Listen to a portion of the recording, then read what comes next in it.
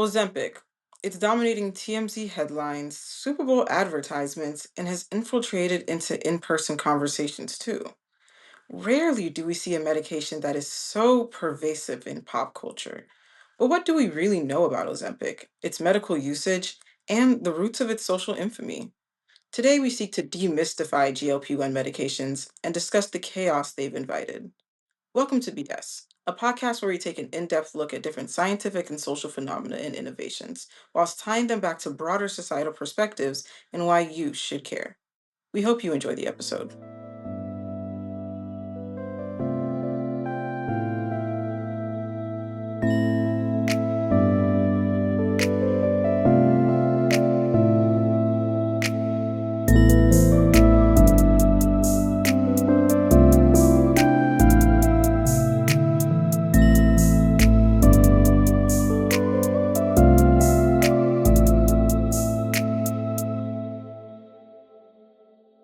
Even when I started to do the research for this episode, I was just absolutely overwhelmed by the amount of ads that I was getting for GLP-1s. Like, if you even look up GLP-1s, I've never seen this many ads pop up on any search engine I've ever used. I was genuinely overwhelmed. Like, I was trying to find articles, I was trying to find specific pieces of research or things, and I'm literally having to scroll like half the page before I can get to something that's not like some sort of advertisement for whether it's like the GLP-1s themselves or a software or a prescription or whatever. I was like, oh my God, it's an epidemic. It's an epidemic of the population. Like, Man, like it's so crazy how they're literally everywhere. Like I don't even think social media wise, I am someone who is ever regularly engaging into content regarding like exercise or weight loss or anything of the sort. And that shit is on Pinterest. Like, whoa, I said, can I see some nails? no, literally, like I'm trying to figure out what my birthday outfit is, and you're like, lose 15 pounds, you fat fuck. Like, oh my goodness, like Jesus fucking Christ. Like, Literally flag on the plane. as we can tell, the topic for today is GLP-1s. They have been circulating in the public domain, and gotten a lot of notoriety, a lot of both good and bad press for a variety of different reasons. And there's so much that goes into this topic. So I do want to preface by saying that, like, Golden Eye, like, obviously we do our research, we try our best to be unbiased, get the best sources, but like we're human beings, we're fallible too. So like definitely, as always, check our required reading, bring up any errors or anything that might be inconsistent with research that you found, because obviously like stuff like this, like news is always developing, so maybe things that we're discussing right now might be outdated in like a couple of months or a year after this episode has been recorded. And also like the sensitivity of the subject, especially since it's concerning, you know, health, wellness, and body and self-image. So we just want to say, like, we love and respect people of all body sizes, and we really want to approach this topic in a sensitive manner, and feel free to give feedback if you felt like there was a way we could have modified our approach. But wanted to say that because obviously like this topic is very, very loaded, and we want this to be an inclusive environment for all of our listeners. But yeah. But honestly, without further ado, because this topic needs no introduction. No, literally. So our guided research questions for this episode, just two, gonna be very, very simple. Literally, the first one is just, how do GLP-1s work? I mean, we've heard them all over, and now it's important to understand the actual science and mechanism behind how they're getting people to shed so many pounds so quickly, and what are the side effects that come with that fast weight loss. And then secondly, and the question that I find to be far more intriguing, honestly, is how have GLP-1 shaped our understanding and interaction as a society with concepts like health, weight, risk management, and self-image. Once again, very, very loaded topic, lots to discuss, but I think it's really important that everybody listen with an open mind, and be critical, especially because propaganda is everywhere, man. Like, society always has one, like, there's always one aim or another to push, and this topic the topic of fatness is one that I feel like it shows its teeth the most. But to start with, off of the first question, is literally just how do GLP-1s work? So the mechanism by which they work is actually quite simple. So they're called glucagon like peptide 1, or GLP-1 is a hormone, and it's produced in your small intestine, and it has several roles that make it helpful for treating type 2 diabetes, which was the initial reason why these medications came to market, such as it helps to stimulate insulin release from the pancreas where it's produced. It also helps to block glucagon secretion. It slows digestion, so it slows the actual emptying of the contents of your stomach into your bloodstream. And it also just increases and prolongs the feeling of satiety. So basically, like how full you feel after you've had a snack or a meal, like it helps you to feel fuller for longer. So, GLP-1 medications work by acting as an agonist, which means they bind to GLP-1 receptors and trigger the effects of the GLP-1 hormone, as if they were the actual naturally produced hormone itself. So, a good analogy for this is when you find some random manufacturer that's selling the designer bags just without the label because it's the exact same materials and production methods, but without the same price. And it's kind of the same thing, where it's like it does the exact same thing, only it's synthetic, it's injected into your bloodstream rather than being naturally produced by your body. So very, very simple biological mechanism. A lot of medications function like this, and it's usually the easier kind of pharmacology to do because you literally just need enough of the ligand to bind to the receptor. And the way that GLP medications are usually distributed are through injectables, which sometimes sounds scary, but is honestly quite easy. Usually, it's just a subcutaneous injection. So, a lot of people will just squeeze the fat on their stomach or find a place on their thigh. Oftentimes, they even come in pen injectors because these are usually injections that you're giving to yourself and not something that you're going to like a clinic or having a medical professional give to you. And like the good thing about pen injectors is that you don't really even see the needle when you inject yourself. You can just kind of like push down on it. So it's like there's not much barrier to entry in terms of like actually getting the medication in you. And you've probably heard a couple different names regarding GLP-1s. One, Big Mama, like literally Ozempic, like genuinely, like sometimes I be getting chills when I hear that word. Like, No, she's the supreme of the coven for sure. Like, and basically, is Ozempic and Wegovy, if you've heard that as well, are the same like semiglutide medication where they're having that GLP-1 agonist that Ileana explained. The only thing that's different between Ozempic and Wegovy is one, like indications, like Ozempic is FDA approved for type 2 diabetes and Wegovy is FDA approved for weight loss. And technically, since they're the same medications, like they can be prescribed like quote unquote off label, because really the only difference is like the dosage that is approved and the frequency in which you're taking the medication. But like Ozempic and Wegovy are more so brand names and also determine like pricing based on like the brand and when you the say prescribed off label, what do you mean? I that came up a couple of times during the research, and I don't think I fully got it. Go ahead, so go ahead, pre basically med. basically like medications where they're approved by the FDA, like they are approved for very specific diagnoses, and every like medical diagnosis has like a corresponding like ICD-10 code. So like hydrogenitis suppurativa would be like a L73.2. Like in like so FDA will be like this medication is approved for like L73.2. So Ozempic can technically be approved for type 2 diabetes, but it's still semaglutide. So like if somebody were to prescribe, like it's not uncommon or like illegal or unheard of for somebody to prescribe Ozempic as opposed to Wegovy, because it's, guys, it's the same. Like it's literally the same thing. Like it's really just like again the dosages and the frequency that you take it that is the true difference. So that's what it means, just the off label in terms of prescribing. Okay. Um, and then terzipidides, like they've been also making their way through the like just inundation of ads. So you've probably heard of them too with Zepbound and Manjaro. And basically They have the same like GLP-1 agonist that semaglutides have, and they also have like a GIP agonist, which also helps with controlling blood sugar. And they, at least from what the researchers are showing, kind of performs a little bit better than Ozempic and Wegovy when it comes to like controlling blood sugar and other things in relation to type 2 diabetes. And yeah, they also tend to be more effective for weight loss too.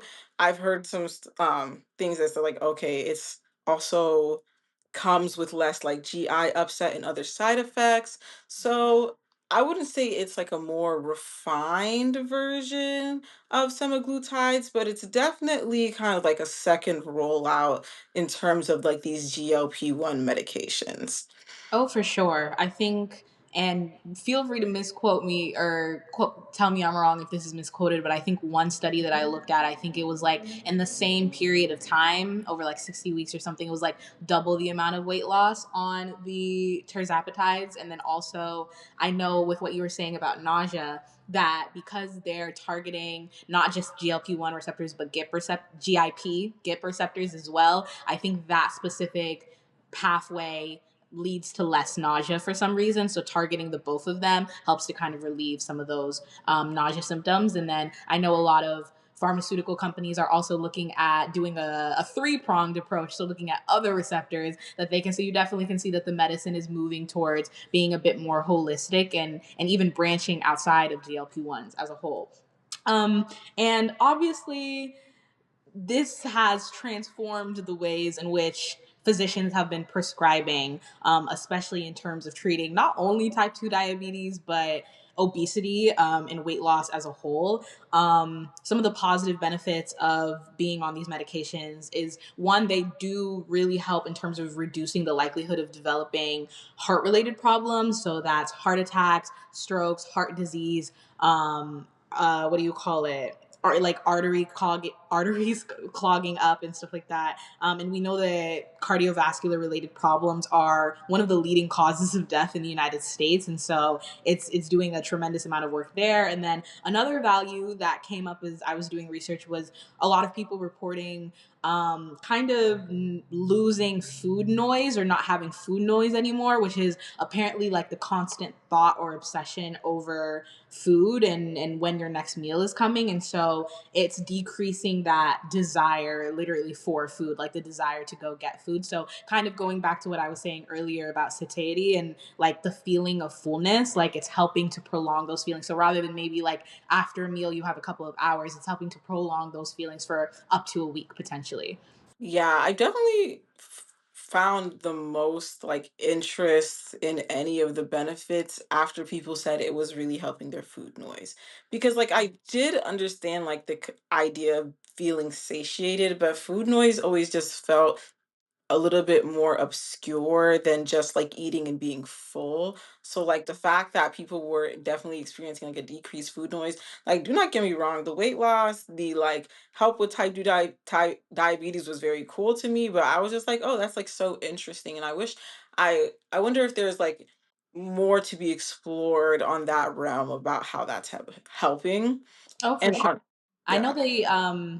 there's different neurotransmitters in the brain too. So I know that I think there's some ongoing research into kind of like brain activity and kind of what role does. So we definitely see just exploring like GLP-1 hormones and just what role they play in terms of our bodily system as a whole. Because like you said, like they're doing such wonders, I guess, working such wonders in terms of like that kind of food pathways. Yeah, I'm always interested in like the gut microbiome in the brain. Like I know that's been a very flashy topic as of recent, but I don't know, they got me. But honestly, while we were talking about GI, with all good definitely comes bad. Like all of those commercials have at the end is like the 1,001 ways to die. So let me just If scroll. you get on, say go back. Side effects include increased blood pressure, dizziness, nausea, raw constipation, violent diarrhea, potentially death, Literally, you'll be losing like, all of get your limbs. on Satemulab and take your life back. Satemulab risks come with and are not limited to dying some more, losing both legs, your titty fell off, like you woke up and it has been 3 days since you like were conscious, and I'm just like, right.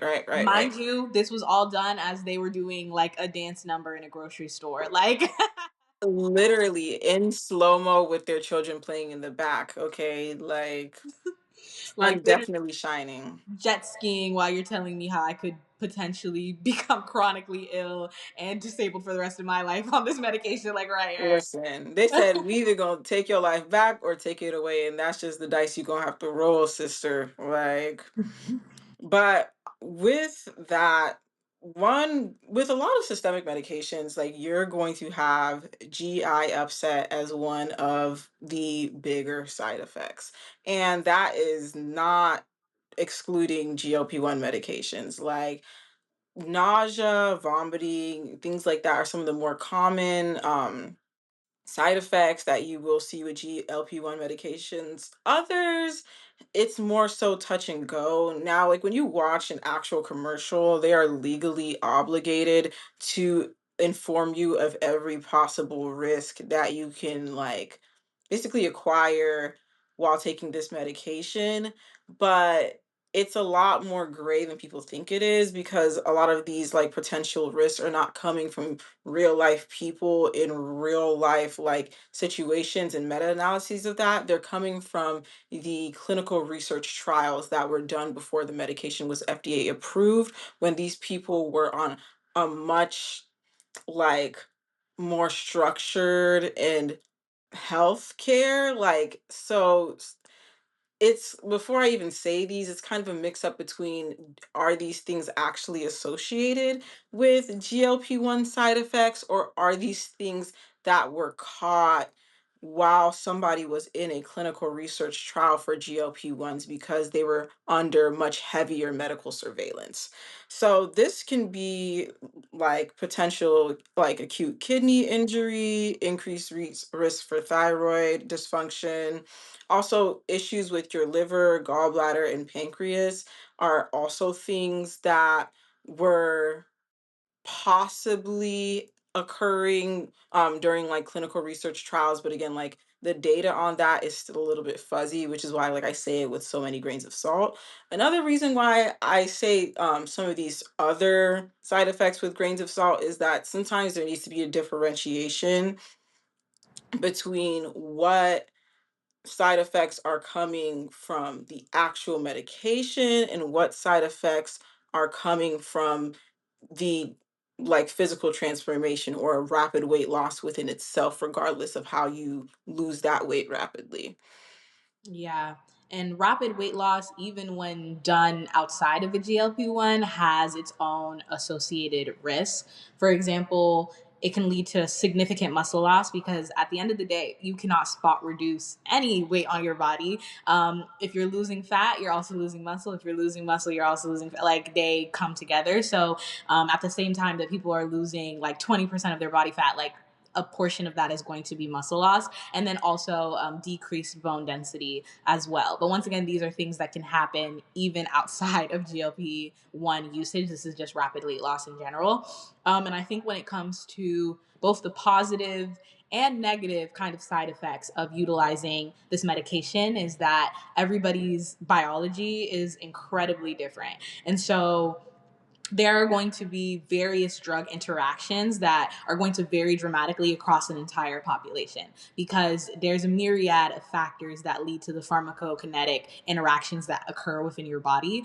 So some people, they didn't have nausea at all when they're on GLP-1. Some people have very extreme nausea on GLP-1s. Some people experience rapid weight loss and it's great for stabilizing their conditions. Other people, I think it's 1 in 4. So like 25% of people on like Ozempic or one of the GLP-1 brand, like they don't experience any really like significant weight loss at all. And so there's like concerns about like, okay, well in this group of people, like what's stopping the same drug mechanisms from working? So it's just very important to say that like it's something that you should definitely be talking to your provider about, like your primary care physician about, because there may be certain contraindications for you that could lead to, once again, either bettering or worsening symptoms on either side. Yeah, that's why I speak so much about like not wanting to push like a causal link so much, because even what I'm talking about with like the liver and the pancreas and the gallbladder, that can also be associated with incredibly rapid weight loss. So it's just like certain things can be quite touch and go. And like honestly, that brings me to my next point about just medicine being a cost benefit analysis. Like hearing so many side effects listed off for whether it's GLP-1s, whether it's other like biologic medications, whether it's any medication you see in an ad, any medication you're informed about at the doctor, it sounds incredibly scary. And even from like a just general population perspective, I feel like Ozempic and other GLP-1s have been getting a lot of like backlash due to the side effects they have. And I'm just like, this needs to be an individual decision made by a patient and a medical professional. And I'm not even trying to be rude when I say y'all gotta realize that a lot of y'all are not the latter. Like you need to stop worrying about whether like that decision was like healthy for that person that you do not know like that. They are weighing the costs and benefits between what things they are currently dealing with health wise and the potentiation of different like health issues if they start a medication, and that again is for basically every systemic medication is having to weigh that cost and benefit because they almost always have some kind of side effect, some kind of risk. Yeah, there's definitely a lot that goes into people's decisions to get onto this medication. And the sociological response is, so we've gone over all the biology, quite simple, quite easy to grasp and understand. I think what honestly is more poignant, which has more reverberating effects, is how it's currently being adopted into society. And I think this is one of those topics that like spurs like a wide range of responses, really just dependent on who you ask, their relationship to their health, their weight, their environment, how they grew up. And so that brings us to discussing our next question, which is, how have GLP-1 shaped our understanding and interaction as a society with concepts like health, weight, risk management, and self-image?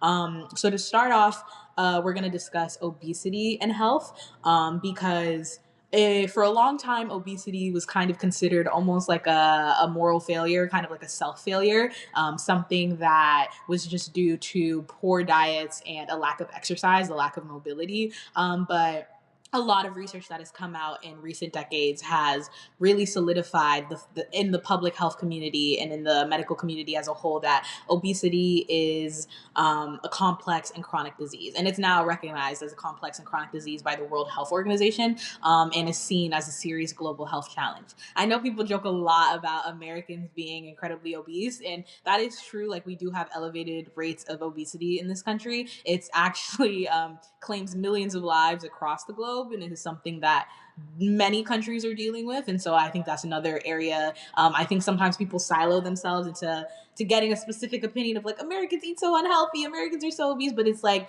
even when you branch outside of America, it's a public health challenge that many regions of the world are dealing with.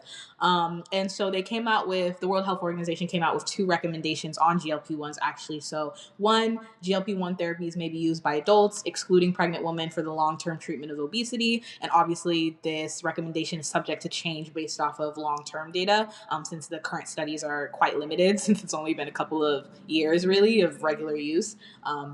And then the second recommendation was that intensive behavioral interventions, including structured interventions involving healthy diet and physical activities, may be offered to adults living with obesity prescribed GLP-1 therapies. And this is based on low certainty evidence suggesting it may enhance treatment outcomes. And I bring this recommendation up specifically because they are showing that it is supposed to be done in tandem with lifestyle changes.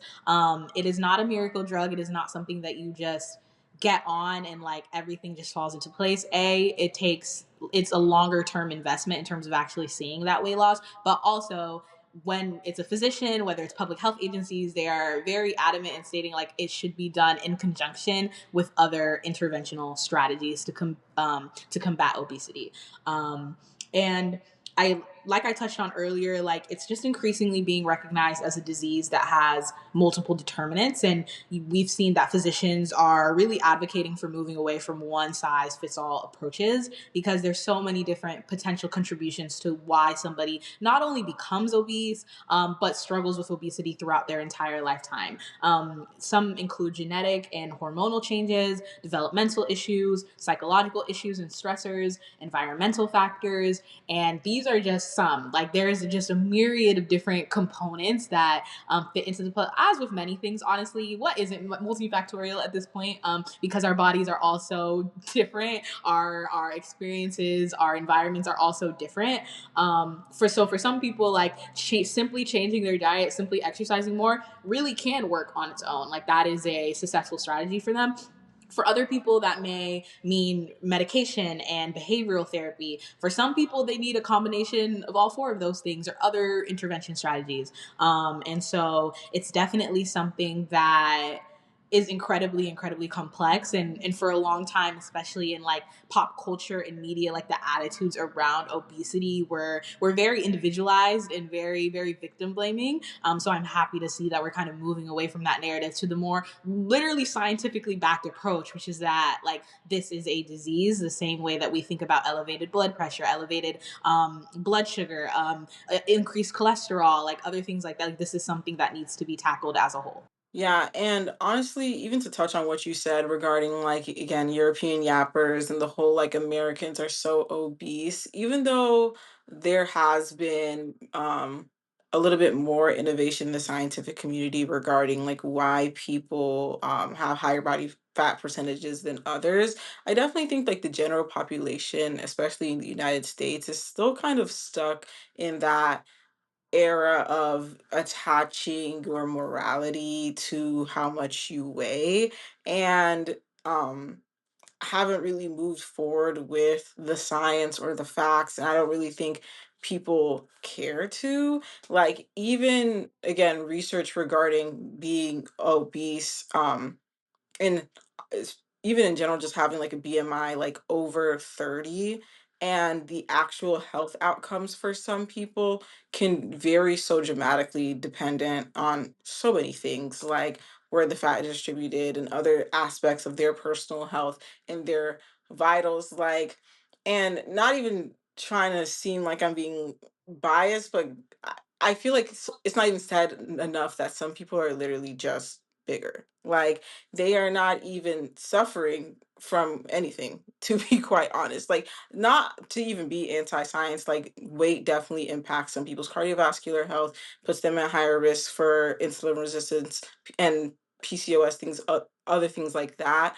But it gets kind of tricky because it's really not like this black and white sentencing of if you are at a certain BMI, that means that this, that, and the third about your particular health metrics, which is, I think, is another thing that the culture really hasn't caught up upon.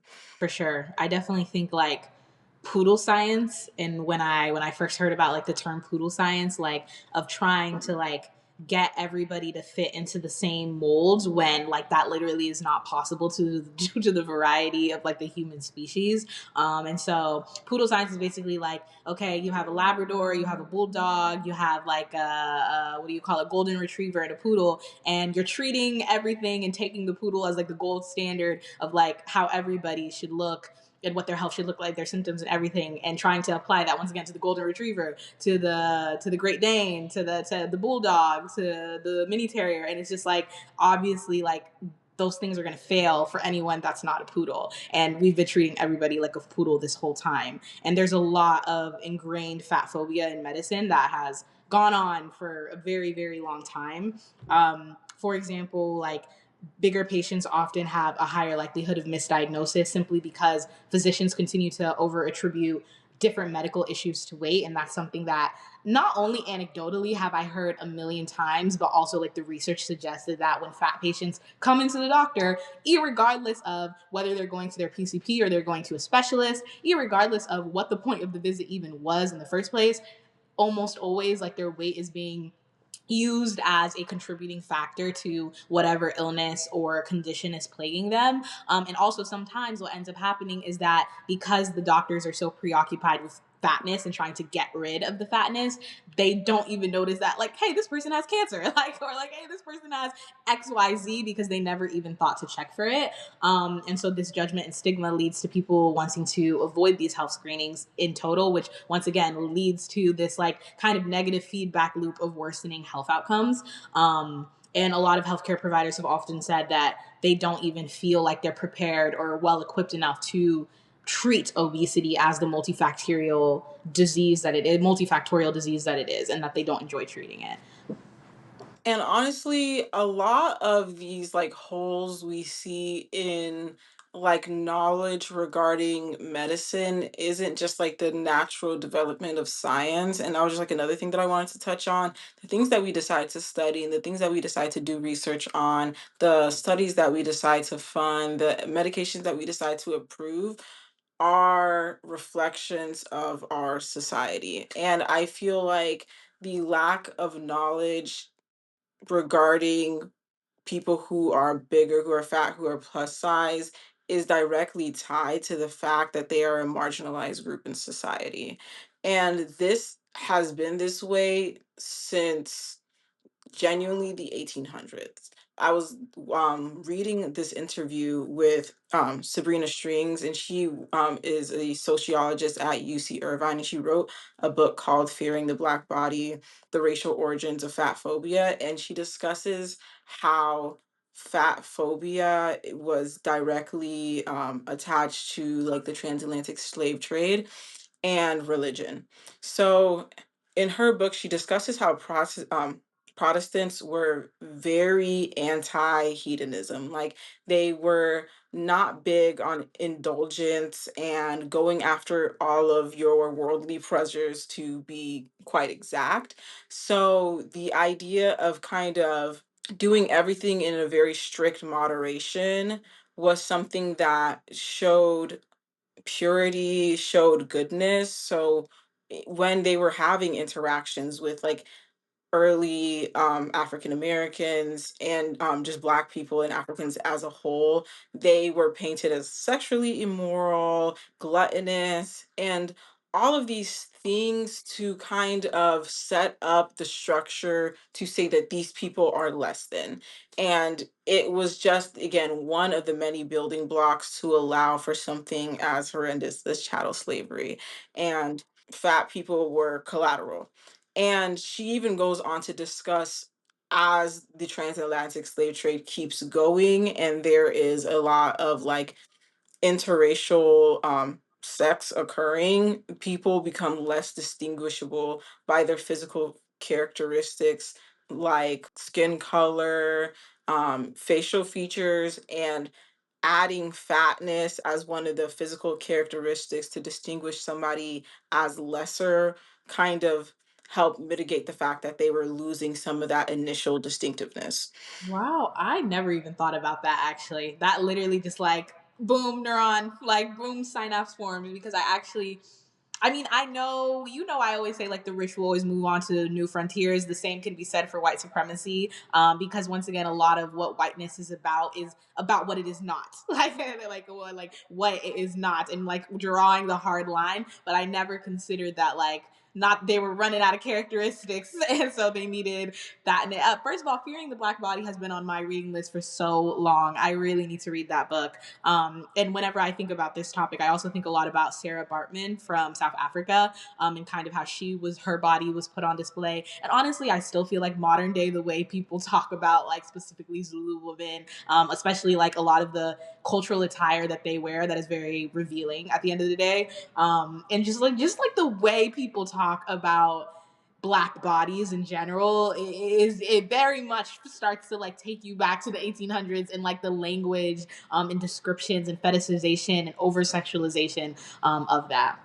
No, you definitely read my mind. Like when I was like reading this interview, all I could think of is that like one image of like her in a cage at a zoo. Like it just kept popping into my mind because Mhm. I feel like that type of othering is exactly what she was talking about. And I am not even surprised at the fact that, again, with whiteness being a definition of exclusivity, that fatness was kind of brought into more importance as the transatlantic slave trade kept going. And then honestly, in tandem of the like demonization of fatness was at the same time when the body mass index was made. That was also made around the early 1800s by not to butcher his French name, Adolphe Jacques Quetelet. That's all I'm gonna do. Adore Um Jack. Is it Quetele? Quele? I don't know.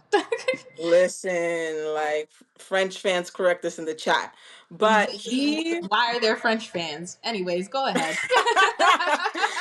we can't even say that in the United States. But like he was not even really into the medical profession. He was more of like a a stats guy, like a physicist. Like he was more into kind of more like the physical sciences.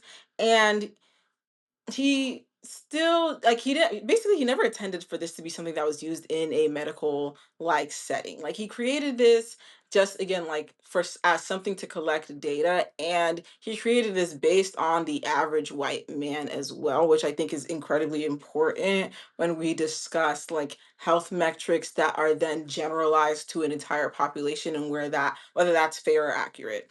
Mhm, And honestly, the BMI, I don't really need to say much about it because it's been questioned decade after decade after decade within the science and medical community. Like it's been said multiple times, it's not an accurate way to measure body fat percentage. It's not an accurate way to measure muscle mass. And even if it was, like it's missing so many key things that could like actually change how it affects somebody's health. For example, like carrying fat in your abdominal region is oftentimes linked to worse or health outcomes than carrying fat in like your thigh and hip region. And that's obviously not something that the BMI is going to account for.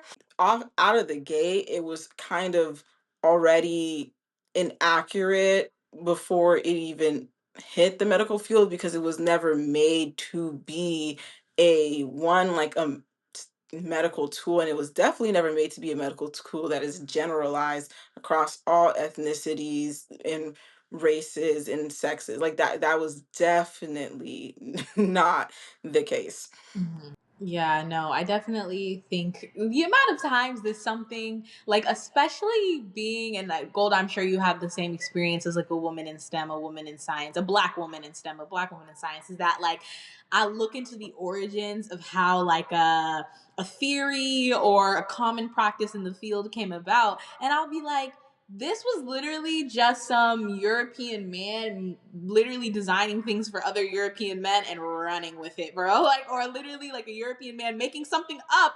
Shout out to our phrenology episode, literally just making things up, and we ran with it. And I'm just like, nobody decided to question that up until now. Like, And we build foundations on top of that. And like honestly, I feel like if nothing else, that is one of my biggest through lines with this episode is that like STEM and science and research in itself is not infallible. Like when we think about who calls the shots in terms of like FDA approvals and like who like becomes the medical professionals and who even has like the access and privilege to certain jobs, the people who are making some of the foundational scientific theories, they are flawed human beings themselves. They are within positions of privilege themselves. And then we build our foundation off of that. But when we want to discuss the data and the treatment,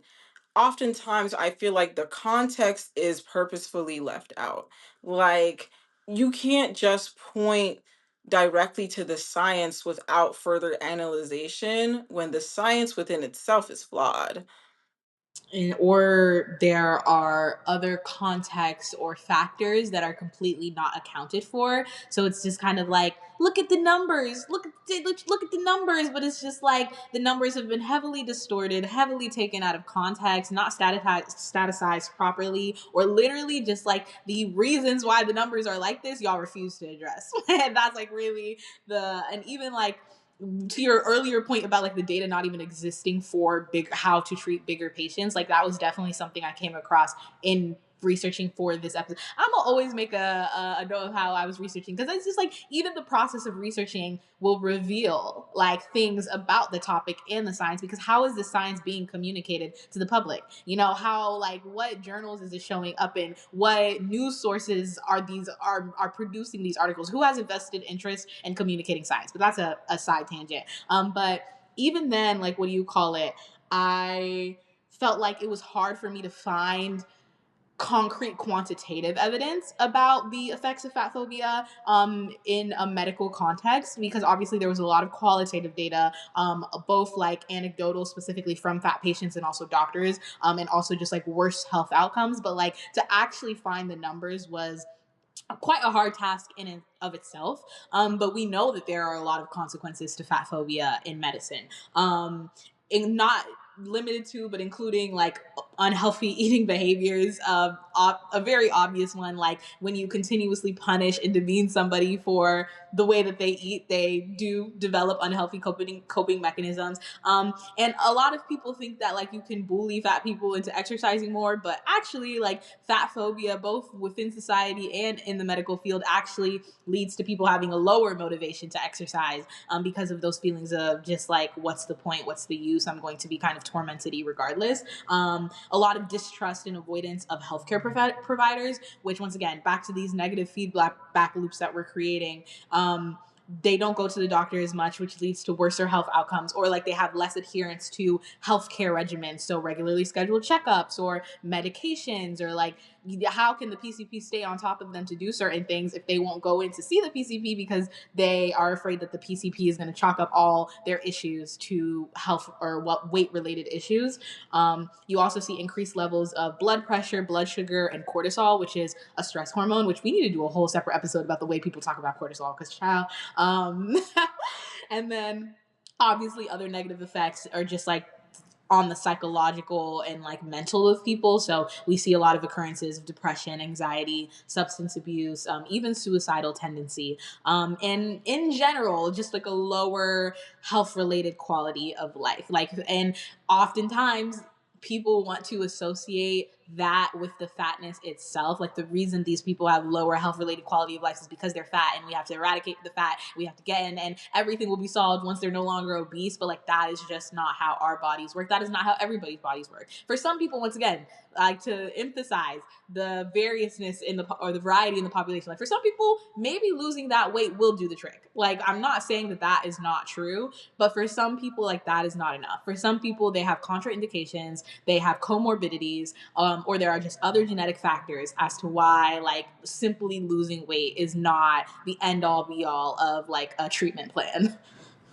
Yeah, and honestly, back when I was in college, I took a class that specifically discussed like the history of disabled perception, especially specifically like in the medical field.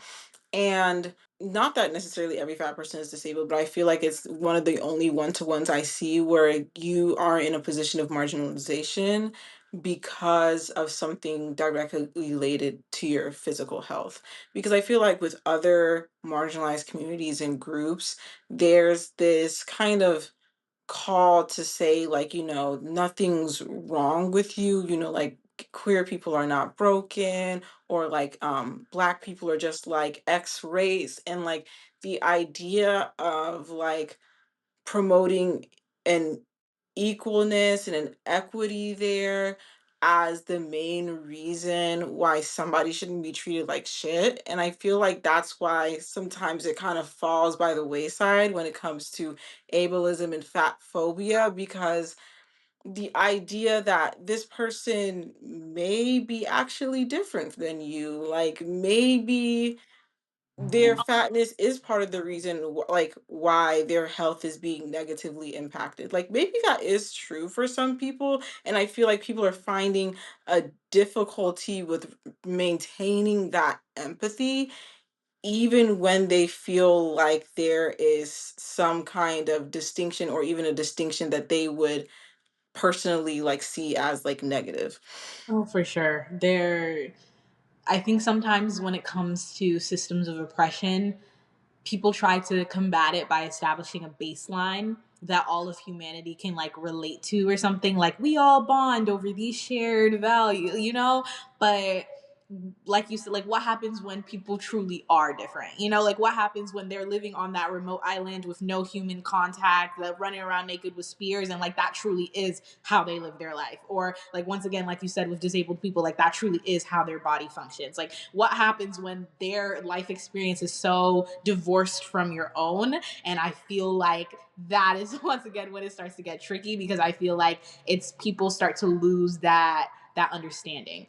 And to move into the second part, so we've talked a lot about like our understanding of fatness and fat phobia in terms of medicine, but like how does this relate to GLP-1s? I mean, obviously you cannot have an honest conversation about GLP-1s without discussing the intrinsic fat phobia in our society, but also like what is the current perception of GLP-1s in society. So a study was done in 2025 that found that when women lost weight with a GLP-1 versus just regular, I guess, diet or exercise, they were judged more negatively. Newsflash, like I was not surprised by that at all. Ignore the laptop alert, guys. But I was not surprised by that at all. I mean, it's one of those things where it's like we should always have the data to like back our assumptions, but like I could have assumed that quite quickly just from like living my 22 years of life in this society. And that same study talked about downward social comparison, which I thought was a very interesting concept, which is basically the idea of like humans like to self-compare ourselves to others, especially when objective evidence is not like present. So for example, women who have a quote unquote normal BMI or who are not overweight or obese are more likely to compare themselves to women who are bigger and almost like place themselves above them in terms of like categorization. And obviously like that doing that kind of categorization is more associated with having an anti-fat stigma, but bigger women did this themselves within the study. So women who were like judging the woman who had lost weight on Ozempic were also more likely to kind of have that downward, what do you call it?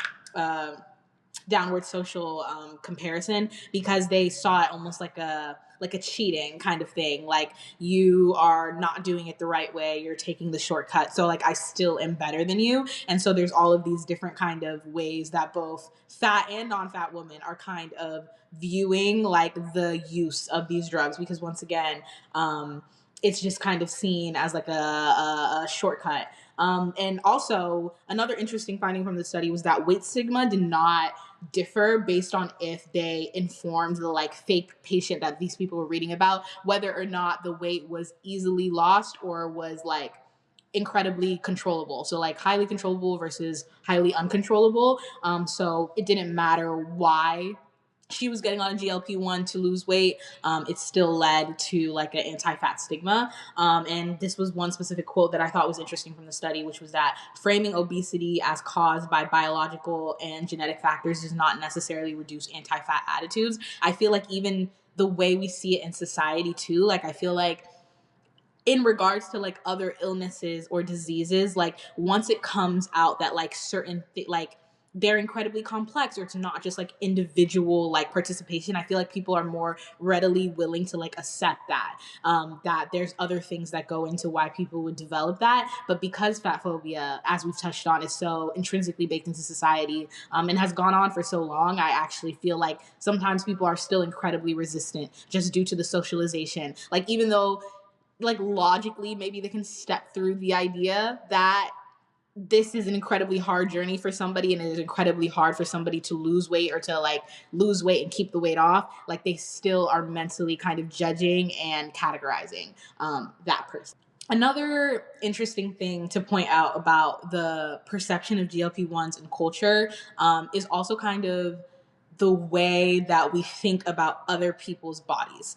Because I think we've literally even made like a whole episode on like Gen Z and self surveillance culture, and social media surveillance as a whole. And I think we spend a lot of time thinking about ourselves. I think we spend a lot of time thinking about others, especially when it comes to woman and beauty standards, which is another episode we've done. Guys, we literally just keep putting out bangers. Y'all should love us. We keep putting out bangers. Like, we are your favorite thought daughters. But anyways, like, like the way that we judge and like categorize women based off of the way that they physically look. And so I almost think the advent of like GLP-1s in society has led to the surveillance culture in which people are trying to like pinpoint who's on a GLP-1, who's losing weight so rapidly. Obviously, like the quickest example to point at is like women in the media, so like celebrities, musical artists, actresses, blah blah blah. Like we've seen like this whole kind of like hunt and find of like who has Ozempic face and like blah blah blah blah. But I also think it's something that could extend into just like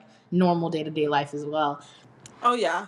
The GLP witch hunt, I just think it's insane. But like you said, it honestly spans beyond GLP-1 because it's not about the medication, it's not about weight loss, it's not about fat people. It's about exclusivity being like a necessary component of desirability at the end of the motherfucking day.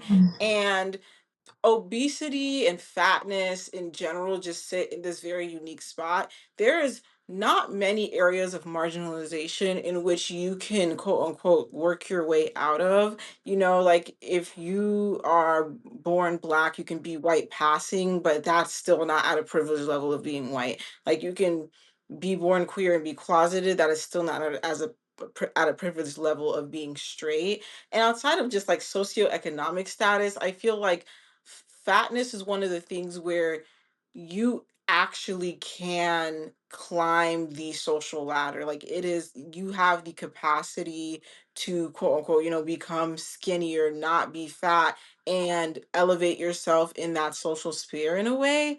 And obviously, that is threatening to the people who are either one already there or the people who aren't there but understand their like current positioning in like desirability hierarchy. And I feel like that's why there's just so much vitriol towards these women. um I feel like the Ozempic face thing or finding out a celebrity has lost a lot of weight and just absolutely laying into them, making accusations that are not founded in any type of reality, saying things that are honestly too personal for somebody you don't know. We saw it with Chadwick Boseman, we saw it with the Wicked Press tour, we're seeing it with all these celebrities who are getting like GLP-1 allegations where it's just like, one, people who seek any kind of like cosmetic treatment or even sometimes medical treatment to look different, I think you guys lose a little bit of their humanity. Like the way you guys talk about BBLs, the way you guys talk about girls with bad nose jobs, the way you guys talk about people on Ozempic. These are human beings. These are people. And the fact that you guys think that it's open season because, especially when they're women, they've received some kind of physical alteration that might for better or worse change their positioning in like the beauty hierarchy. So like now you think that like you have the like right to comment on that is insanity, and it's madness to me. And I It's feel a like that's lot why. of, they think suffering is supposed to be inherent to the journey, and suffering is supposed to be inherent to attaining beauty. So they genuinely like short circuit like when it comes, which is also hypocritical because it's just like y'all hold such high standards for what women should look like in society and then turn around and get upset when women fall into the pressure of the high standards that were placed onto them. Exactly. And they also think suffering should be communal. And I feel like that's why when you go into a lot of these like ED Twitter and other spaces where eating disorders are thriving on social media, they have like this idea of like sharing exactly what you're doing and also like this idea of discipline and kind of like earning the right to be skinny, and I that's why it's like ticking y'all off as badly as it is because you feel like you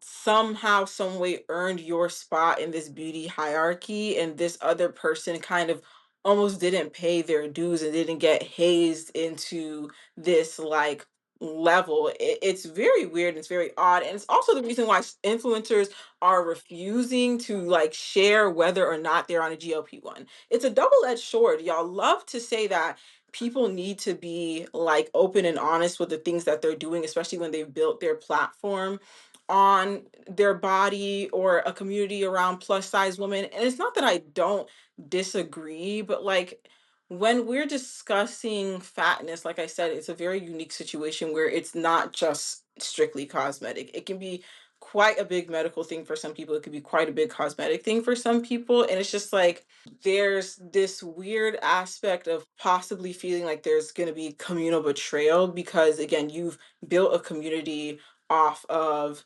this aspect of your life. You've built a community off of this shared marginalization, and you are effectively sometimes leaving that community in a sense, and it's just like not being open and honest with that is weird.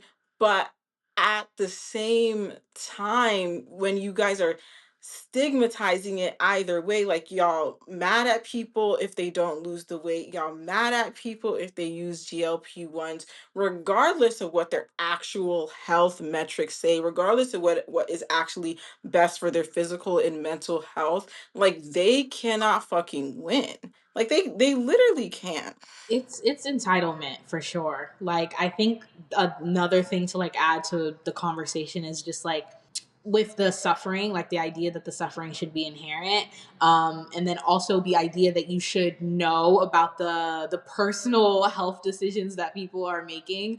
Like there's just such an entitlement to, once again, I mean for everyone, but like I really think this is oftentimes just hyper concentrated on women all the time. It's just like this entitlement to what you're doing with your body, this entitlement to how you're doing your pregnancy and like what methods of pregnancy you're doing, this entitlement, like there's just so much talk and concept that even other women enact over like a woman's physical appearance and how she should share like how she's doing, or like when people, even little things like a girl has a wig on and it's just like, I love your wig, and you comment it and it's just like, why did you have to say that? Like it literally so many different things where I just feel like people so badly want to control how women are showing up in their bodies and how fat people are showing up in their bodies. And so like this almost like surveillance culture and kind of like point and judge and criticize that has become kind of very associated with GLP-1 usage is because it's just like you can't control the fact that they're staying fat anymore. You liked the fact that people were staying fat and that you were above them, or you like the fact that other people were fat with you and so we're like facing, I guess, the same societal pressures. And now that that may no longer be the case, like you have to find other ways to reinforce how you feel about that. And I So partially understand because, like, and I guess a way that I could relate if I had, when I follow women of color who make that part of their influencer personality to be a space for diversity, to be someone to look up to for maybe girls who are younger than me and things like that. And then they go and get a nose job and do other things to fit Eurocentric beauty standards that are against the like direct features that people follow them for. Like I get it. Like it's a very gray area and it's a gray space. I'm not shaming these people who feel some kind of way when a like plus size creator loses a lot of weight, kind of doesn't address it and seemingly moves on without you, because it's understandable. But again, we are towing a very thin line when it comes to that and that person's like personal health information. And honestly, the just blasphemous overfamiliarity we have with people's personal health information and discussing medications that we like this as a whole comes from the medication companies themselves, who are very sought out to make some motherfucking money. And that's why I never really understood why we allowed like prescription medication advertisements in the United States. I've always thought that was crazy. I feel like anytime people who aren't from the United States come over here and they see that, they think it's crazy. And then the fact that these companies are not having enough money that they can pay a Simone Biles, a Serena Williams to be in their advertisements is kind of blurring the lines to what is a social and pop cultural thing and what should rightfully be more focused on someone's personal health. Like they're having Wait, to put hold on. We gonna have to speed this up because we're already at like an hour 6 minutes. So I'll let you like finish what you were saying, but then we should probably get into personal remarks. Go ahead. yeah, like they're having to put disclaimers that these women do not have type 2 diabetes, that they're not on this medication because again, like they are using them to prey on young women who look up to them. And again, I really do understand the frustration there. I think that human beings are complex. To your previous point about like how people feel about creators who, like you said, make an entire platform off of body positivity and then turn around and get skinny. And I fully empathize. Like I do think like those conversations should be had about like what does it mean for you to literally build generational wealth off of this concept and idea and build this group of people who feel community and solidarity with you because they have somebody that they understand experiences of, and then all of a sudden like that's taken away from them. And so I think grace should be, honestly, I wish we all just had grace for everyone. I feel like sometimes with conversations like these, compassion goes such a long way, whether it's compassions for the people in the media, it's compassions for your everyday neighbors, it's compassion for everybody who has to kind of be subject to standards that some random person came up with centuries ago and are really still affecting us all. But I think my main takeaways from this episode is just that nothing exists in a vacuum. All your preferences, all our collective tastes, the ways that we treat, the way that we diagnose, the way that we think about what health means, like what does healthy look like, and what is health for somebody, like none of that exists in a vacuum. We are all biased. We are all flawed, and our systems are biased and flawed. And so everything we've worked up until this point has been built upon those notions. And I don't know. I feel like many people have tried to use the term revolutionized to describe the way that GLP-1s have swept through society.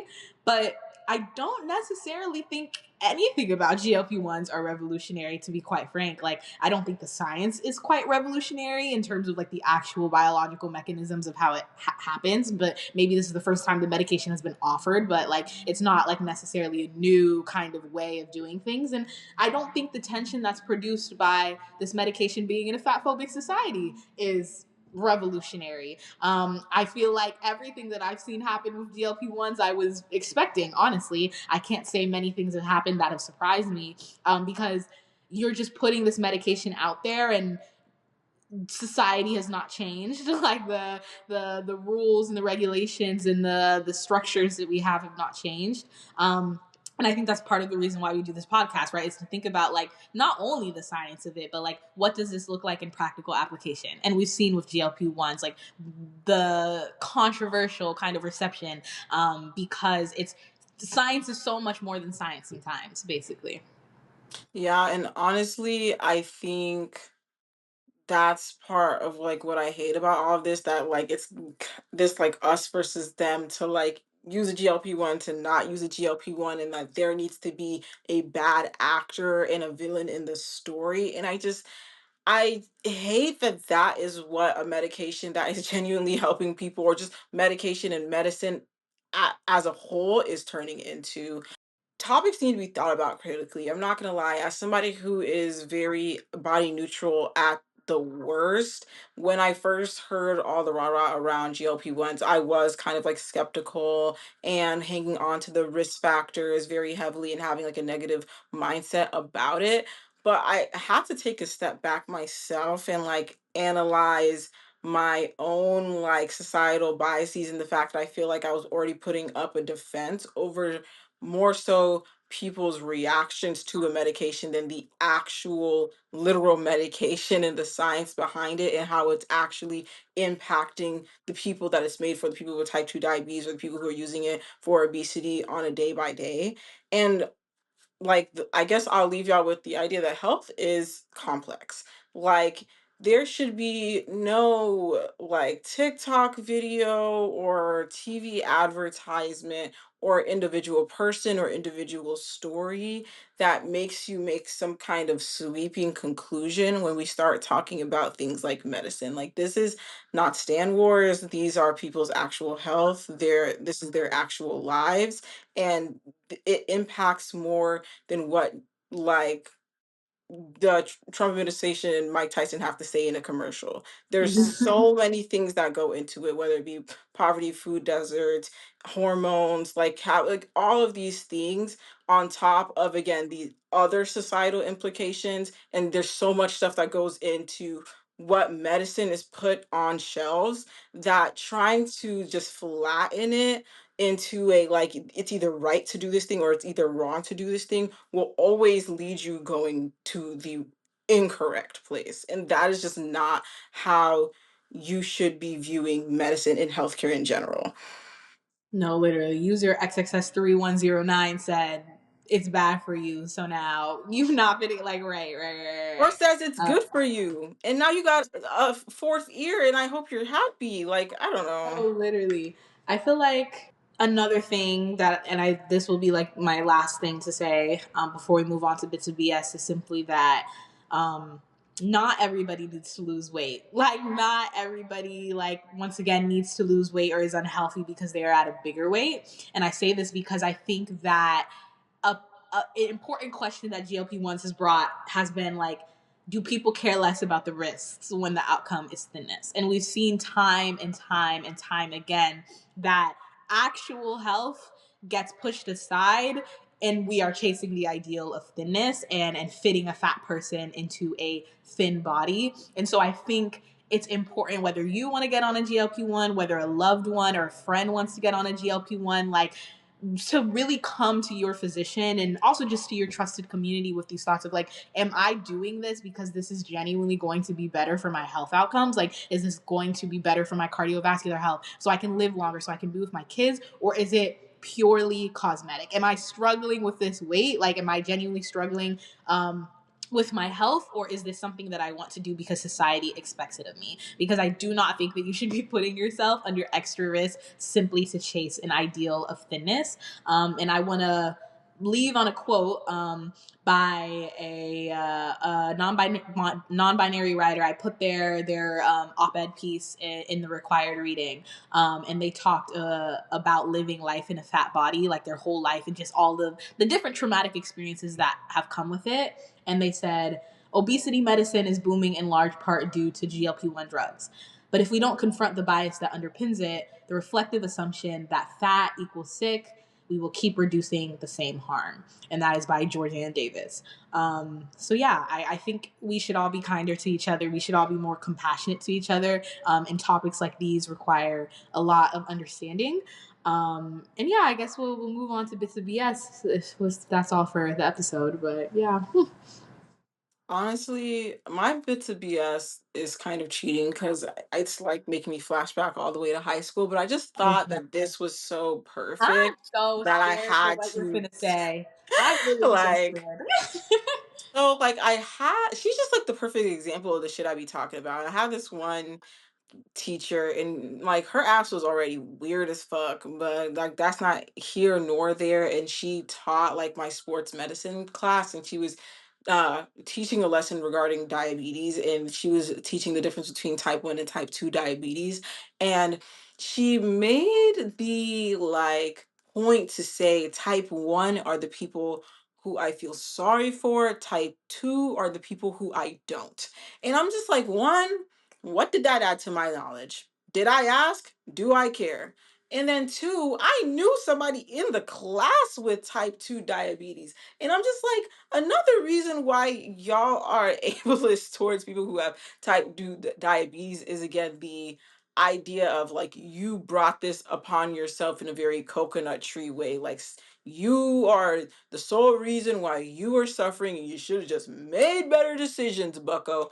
And I'm like, right, right, right, right, right. So I'm just like, she was saying that to just a group of minors who were gonna take the fact that she's in a position of power and has a degree and things like this and run with it. Was So I like, in this class? No. Okay. I hope you're doing horribly, girl. Like, I want to say something nastier, but I'm trying to keep it cute. I'm gonna have to figure out who this is when we get off the pod because I'm like, what? That's so crazy. Not That like, top 10 weirdest things she said. Like, I have crazy one sided beef with that lady. Like, it's real fucking deep. oh, Like, my bad memory is like failing me right now because I need to remember who. I feel like we've probably talked about this and I'm just not remembering. But don't worry, we'll talk about it after. Okay. So my bit of yes is going to be about how in college, me and some of my friends, so I was a biomedical engineering major, for our regular listeners who already know, but I did like a little project basically, and the competition was to make something on campus more equitable, something on campus more accessible. And so my team, we chose to do dining hall options, so specifically like allergen and like specific like dietary restrictions, in our, what do you call it, on our meal plans and in our dining halls, because we had heard different people complain about it at different times. And so one of the things that we did was schedule a like a meeting with the actual, somehow we managed to get a meeting with the actual like runner of all the food halls, so like the actual director of the entire like Georgia Tech meal system. And the way that man was so evasive during the call, bro, like he did not want to answer not one of our questions. Like anytime we would bring up any of the concerns that the students had about availability of different options and like signage about like allergy, like dietary restrictions, and like how much are they like really shit, like oh my goodness, like we was getting a PR answer at every point. Like he did not want to give us no information. I remember like walking away from that, like literally, like I think he left the call, and me and the teammate that were on the call were literally like, what did we gain from this? Absolutely zero, absolutely nothing. And yeah, I felt bad for the dining hall workers, who have to like leave because they didn't have, what do you call it, like transportation to like go home. So that's the only information we really got, was just like the reason why the dining halls couldn't be 24/7 was because like people relied on public transport. But other than that, literally nothing, zilch from that man. So safe to say that project didn't really go anywhere. But yeah. honestly, y'all had the spirit of Michelle Obama, and he was not having it. Okay. No pass the plate over here. He did not care at He said, all. keep that plate and keep your questions. No, literally. But with all that said and done, guys, this one is a long one. Shout out to you if you got through like how long this episode was. This is longer than usual, but honestly, it's just because there's so many things to cover, and we didn't want to do anybody a disservice by bringing up just once again all of the different factors that go into something like this. Like we said, we always want to hear your guys' feedback. We want to hear how you felt about the episode, and if you even just have personal anecdotes that you want to share in the comments. Like this is a loving, inclusive, scientific community, because you guys are scientists too. Like we're literally teaching you to be scientists, to research, to engage with things critically, and we want to hear your thoughts about the episodes. So as always, remain curious, remain educated, remain critical, and we'll see you guys in the next one. Bye. Long this episode was. This is longer than usual, but honestly, it's just because there's so many things to cover, and we didn't want to do anybody a disservice by bringing up just once again all of the different factors that go into something like this. Like we said, we always want to hear your guys' feedback. We want to hear how you felt about the episode, and if you even just have personal anecdotes that you want to share in the comments. Like this is a loving, inclusive, scientific community, because you guys are scientists too. Like we're literally teaching you to be scientists, to research, to engage with things